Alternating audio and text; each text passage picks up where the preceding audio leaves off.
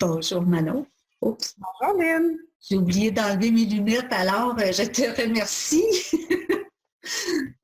d'avoir accepté d'être parmi celles et ceux que je mets en lumière. Ben écoute, c'est moi qui te remercie. C'était vraiment un honneur que tu aies pensé à moi pour ces personnes-là que tu veux mettre en lumière, puis que les gens puissent nous connaître un petit peu plus. C'est vraiment un honneur pour moi. Oh mon Dieu, mais ça allait de soi. Puis Manon, j'aimerais ça, Manon aussi, que tu nous dises qui est-ce que tu es, toi? Puis comment ça se fait qu'on se connaît aussi? Si tu t'en rappelles, tu es pas mal meilleure que moi. Alors, je te laisse. Ben écoute, moi je suis infirmière clinicienne.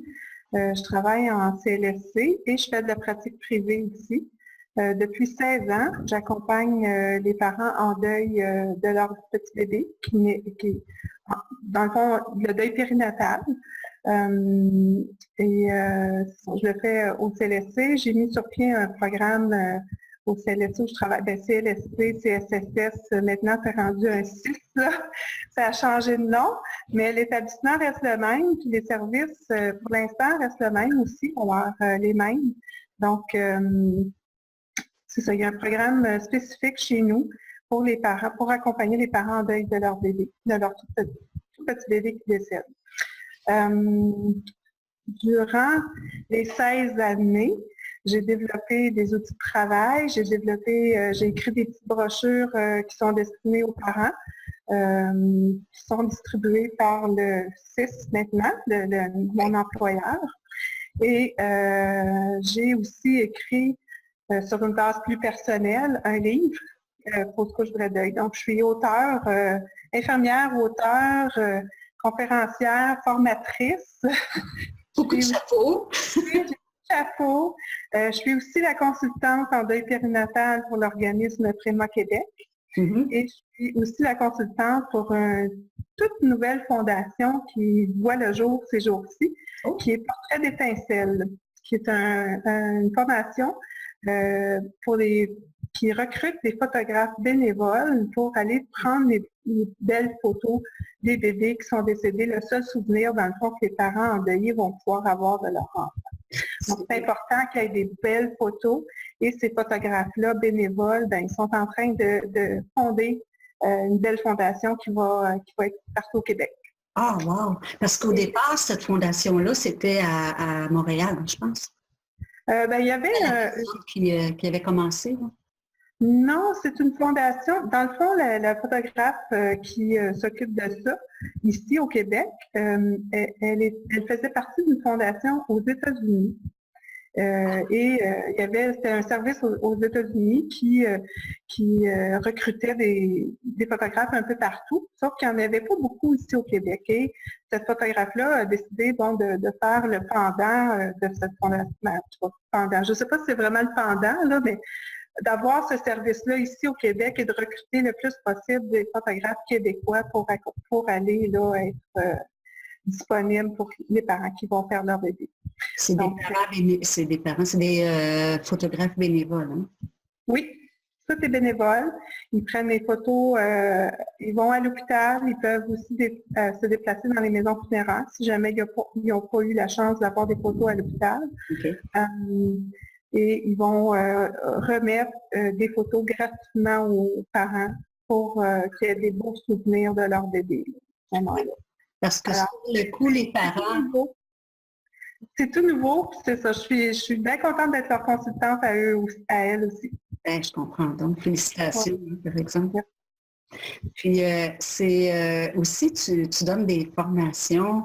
Je pense d'ailleurs, c'est comme ça qu'on s'est connus. Si je me souviens bien, c'était lié à une de mes formations. Oui, ça, je suis allée. Oui, je sais, mais je pense que c'était la première fois. Ou on s'est vu dans un colloque, ou on s'est vu dans une de mes formations. Je ne sais pas trop. Les deux, parce que honnêtement, je ne m'en rappelle pas moi non plus. Mais... Voilà, ça fait quand même plusieurs années là, qu'on se connaît. Oui. Puis ces formations-là, c'est pour les intervenants ou en milieu au CLSC ou les gens dans les groupes d'accompagnement? Dans le fond, les formations que je donne, il y a autant pour les gens qui veulent accompagner en CLSC, le suivi après le départ de l'hôpital, et aussi je donne de la formation aux intervenants qui sont à l'hôpital, qui sont des fois plus ou moins bien équipés. Ils ne savent pas trop c'est quoi qui est mieux pour les parents, quelles interventions devraient faire pour les aider le plus possible et quelle attitude avoir aussi envers eux. Donc, il y a des formations à l'hôpital, des formations en CLSC, il y a des formations, dans mes formations, j'ai des thanatologues qui viennent aussi, des conseillers aux familles dans les maisons funéraires, psychologues et travailleurs sociaux. J'ai même eu une fois un curé qui fait une formation. Wow. Donc, c'est vraiment beaucoup d'étudiants aussi, des étudiants en sciences infirmières, des étudiants en techniques spécialisées, des choses comme ça. Ils viennent parce qu'il n'y a pas vraiment dans leur cours, ni au cégep, ni à l'université, un endroit où on parle vraiment du deuil périnatal. Le deuil, c'est abordé là, très rapidement, mais c'est pas profond. Donc, j'ai aussi des étudiants qui viennent, des sages-femmes. Ah, oui. Oui, des sages-femmes, infirmières. Oui, c'est pas mal un grand bassin, je te dirais, d'intervenants. C'est le fun dans les formations, quand on peut mélanger tout ça, les gens apprennent beaucoup aussi de la profession de l'autre et comment ils peuvent se compléter. Donc, c'est vraiment... C'est super agréable. Puis, tu peux-tu juste y aller, mettons, côté statistique, là, quand on parle de deuil périnatal, parce qu'il y en a qui pensent que ça arrive, il n'y en a pas tant que ça, mais le deuil périnatal, ça engendre quand même un bon nombre de personnes touchées. Tout à fait. Tout à fait. Bien, si on prend les statistiques en général, on parle d'une grossesse sur 4 qui ne se termine pas par un bébé en santé. C'est sûr qu'il y a beaucoup de fausses couches. Au début, il y a quand même presque 20 des pertes des fausses couches. L'autre 5 c'est des pertes un peu plus tard dans la grossesse. Quand on parle de deuil périnatal, je ne sais pas si tu veux que j'élabore un petit peu là-dessus. Un petit peu, oui. Oui. Quand on parle de deuil périnatal, dans le fond, c'est le deuil qui est vécu suite à une fausse couche, une grossesse ectopique, une interruption médicale de grossesse, quand on découvre des anomalies chez le bébé. Il y a aussi des décès qui arrivent à l'intérieur du ventre durant la grossesse. Il y a des décès qui arrivent à la naissance, durant l'accouchement, et des fois un petit peu après la naissance. Dans les semaines qui suivent la naissance, il peut y avoir soit un problème de santé, un bébé prématuré, à ce moment-là, qui peut décéder. Le deuil n'est pas nécessairement vécu à chaque fois qu'on a une perte. Il y a des gens, surtout pour les fausses couches, il y a à peu près 50% des gens qui font une fausse couche qui vont vivre vraiment un deuil par la suite. 50%? Oui, pour les fausses couches, pour les pertes en début de gros. C'est au tout début, là. Ouais. Les autres ne vont pas nécessairement vivre un deuil là, suite à la fausse couche. OK. C'est important de le mentionner parce que des fois, les gens se demandent est-ce qu'il faut que j'aille de la peine? Ah oui! Oui, il y a des gens, des fois, qui se disent, non, la grossesse, c'était pas nécessairement, c'est correct, c'est triste comme événement, mais, c'est pas un deuil où il y a du chagrin, de la tristesse, que les gens pleurent. Il y a à peu près 50% des gens, pour les fausses couches, qui ne vivent pas de cette façon-là. Ça veut dire que toutes les réactions, en quelque part, sont correctes si tu as de la peine, parce que là, toi, ton enfant, ça fait des années que tu l'attendais, ou si ça dépend aussi de plein de choses. Il y a beaucoup de facteurs qui rentrent en ligne de compte. On ne peut pas dire puis le deuil, hein, c'est pas pire parce qu'on le perd plus tard dans la grossesse. Ça ne se calcule pas au niveau du nombre de semaines de grossesse. C'est vraiment, aussitôt que le test est positif, souvent les gens vont dire, nos rêves, nos projets, nos petits scénarios, ils se construisent dès que même des fois avant que le test soit positif. Hein? Oui. Des choses. Puis, c'est ça qui est difficile, dans le fond, c'est de tout défaire, ces petits rêves-là, ces petits projets-là, ces petits... c'est ce qui rend souvent le deuil un petit peu plus lourd. Donc, que ce soit, on perd le bébé à 6 semaines, 10 semaines, 20, 30 ou 40, les projets sont là quand même. C'est ça. Puis les enfants qui décèdent par après, on en parlait un petit peu avant l'entrevue, Ça peut arriver qu'un enfant décède à la maison sans avoir nécessairement une connaissance du pourquoi, du comment. Oui. Puis, il y a les cas de syndrome de mort subite du nourrisson. Je ne l'ai pas inclus tantôt quand j'ai parlé de deuil périnatal parce que quand on va vraiment vers la définition du deuil périnatal, c'est alentour de la natalité, dans le fond, alentour de la naissance. ouais. Le syndrome de mort subite du nourrisson peut arriver jusqu'à 2 ans de vie. Donc, c'est sûr que le pic est avant ça, là. Ouais. Pas inquiéter les gens jusqu'à temps que leur bébé ait 2 ans, mais oui. souvent, c'est vers plus 4-6 mois. Donc, c'est pour ça qu'on ne l'inclut pas nécessairement dans le deuil périnatal, mais c'est les parents que moi, je vais accompagner quand même. Là. Ils sont en deuil de leur bébé, puis ils ont besoin d'un accompagnement. Puis surtout, ces parents-là ont un traumatisme supplémentaire parce que quand il arrive un décès à la maison, c'est toujours considéré comme une mort suspecte. Donc, il y a une enquête du coroner, il y a une enquête des policiers, les parents sont interrogés, sont souvent les premiers suspects en quelque part. Et c'est très difficile pour eux. Ils viennent de perdre leur bébé, ils sont sous le choc, puis ils se sentent quasiment comme accusés là, à ce moment-là. Donc, c'est très difficile pour eux. Donc, ils ont besoin encore plus d'un accompagnement. C'est juste que je ne l'ai pas inclus dans ma définition de deuil périnatal. OK. Non, mais c'est parce que je me posais la question parce que personnellement, il y a des gens proches à qui c'est arrivé. Donc, c'est pour ça que je voulais qu'on en parle de ça. Oui. C'est très difficile pour les parents qui perdent leur bébé du syndrome de mort subite du nourrisson ou d'une cause inexpliquée. Oui. Ça peut arriver aussi.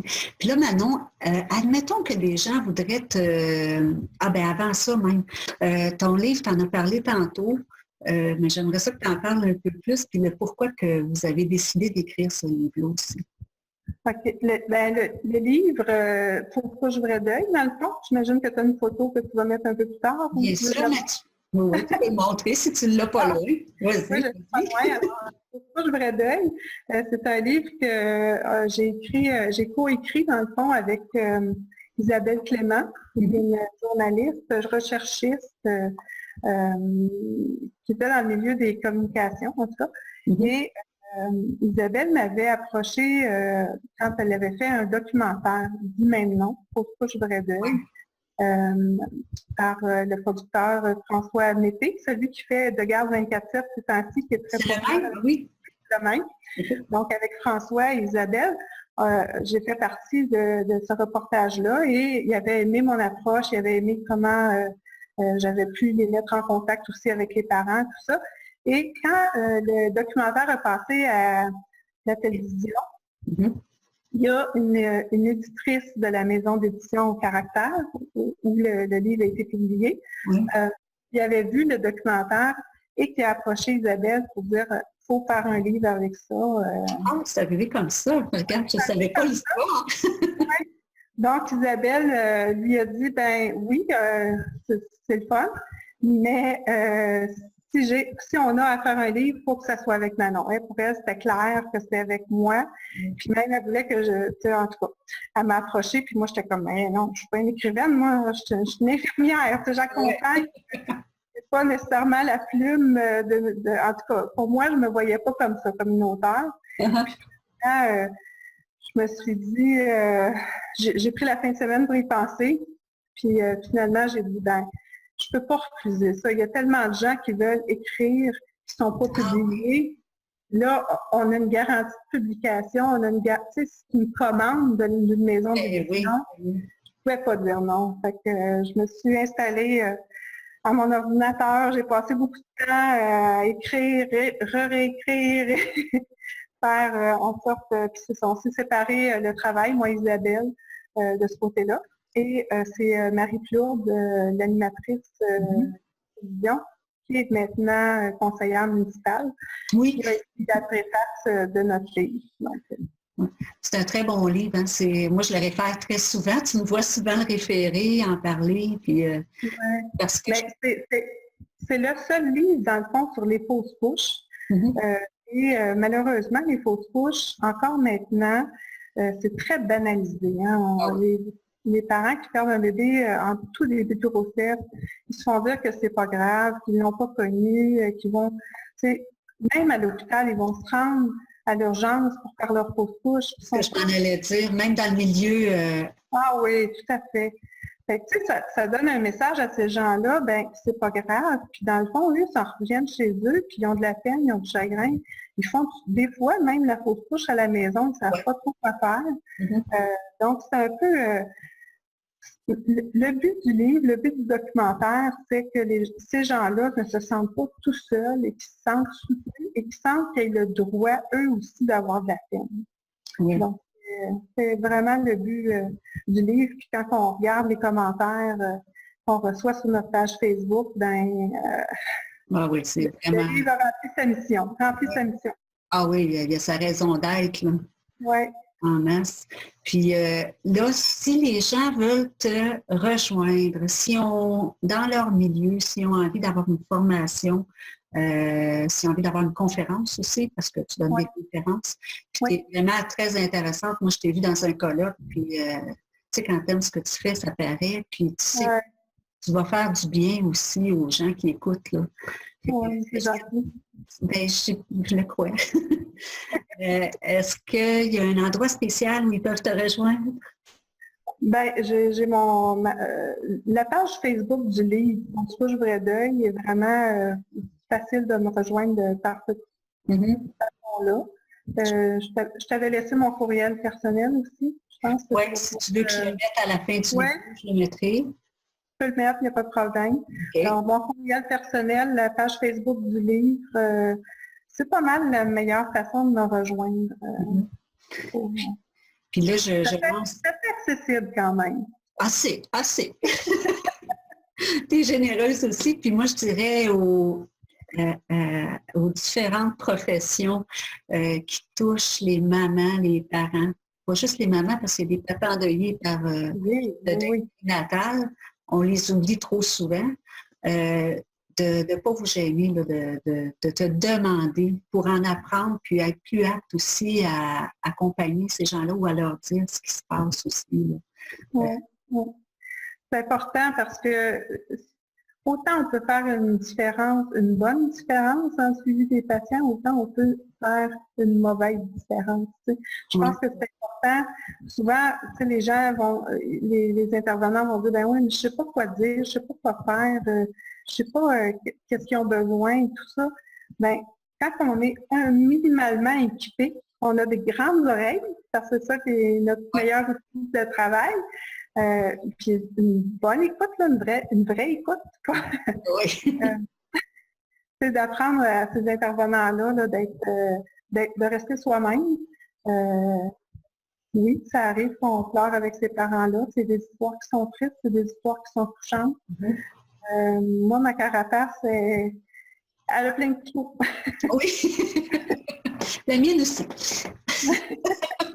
Mais je pense que quand on travaille avec des gens qui souffrent aussi, je pense qu'on ne peut pas se mettre une carapace. Il faut quand même que la personne ait confiance en nous, elle sente qu'on est un humain, puis qu'on la traite comme un humain, pas comme un numéro. Alors, pour moi, elle est bien correcte, ma carapace plein de trous. Oui, c'est ça. On l'aime de même. Manon, je te remercie. Et puis je voulais juste que tu nous dises un petit mot là, sur Poco. Sur Poco? Ah mon Dieu! Ben Poco, c'est ma deuxième passion. Le deuil périnatal, c'est ma première. Ma deuxième, c'est Poco, c'est mon cheval. J'ai pas de photo proche, là, mais... On en mettra une, tu m'en enverras, puis on en mettra une. C'est bon. Oui, c'est quand on travaille avec des parents qui sont endeuillés, ça vient beaucoup nous chercher des fois, puis il faut trouver un moyen d'évacuer ça, de se ressourcer nous-mêmes.